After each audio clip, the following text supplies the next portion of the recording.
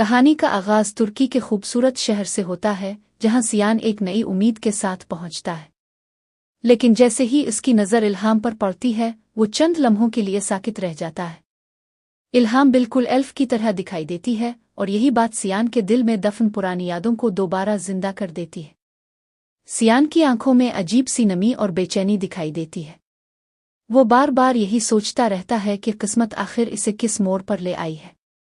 الہام شروع میں سیان کو صرف ایک اجنبی سمجھتی ہے، لیکن سیان ہر ممکن کوشش کرتا ہے کہ وہ اس کے قریب آ سکے۔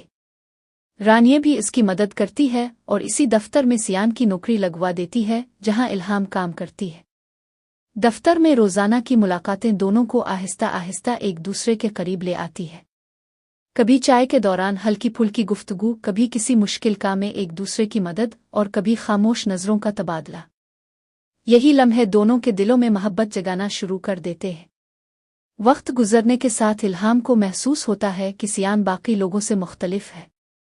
وہ اس کی عزت کرتا ہے، اس کی باتوں کو اہمیت دیتا ہے اور ہر مشکل وقت میں اس کے ساتھ کھڑا نظر آتا ہے۔ دوسری طرف سیان بھی الہام میں اپنی کھوئی ہوئی خوشیاں تلاش کرنے لگتا ہے۔ دونوں کے درمیان بڑھتی ہوئی قربت اب دفتر کے لوگوں کی نظروں میں بھی آنے لگتی ہے۔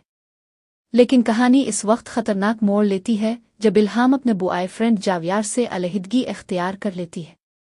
جاویار اس فیصلے کو قبول نہیں کر پاتا اور غصے میں الہام کو دھمکیاں دینے لگتا ہے۔ الہام پہلی بار خوفزدہ دکھائی دیتی ہے، لیکن سیان اسے یقین دلاتا ہے کہ وہ ہر حال میں اس کا ساتھ دے گا۔ یہی وہ لمحہ ہوتا ہے جب الہام اپنے دل کی بات مان لیتی ہے اور سیان سے شادی کرنے کا فیصلہ کر لیتی ہے۔ ادھر پاکستان میں غازی یوسف کو جیسے ہی اس رشتے کی خبر ملتی ہے وہ شدید غصے میں آ جاتا ہے۔ غازی یوسف پہلے ہی سیان کے فیصلوں سے خوش نہیں تھا، لیکن اب اسے لگتا ہے کہ الہام اس کے تمام منصوبوں کے راستے کی سب سے بڑی رکاوٹ بن چکی ہے۔ وہ واضح الفاظ میں کہتا ہے کہ یہ شادی کبھی نہیں ہو سکتی۔ اس کے چہرے پر نفرت اور انتقام صاف دکھائی دینے لگتا ہے۔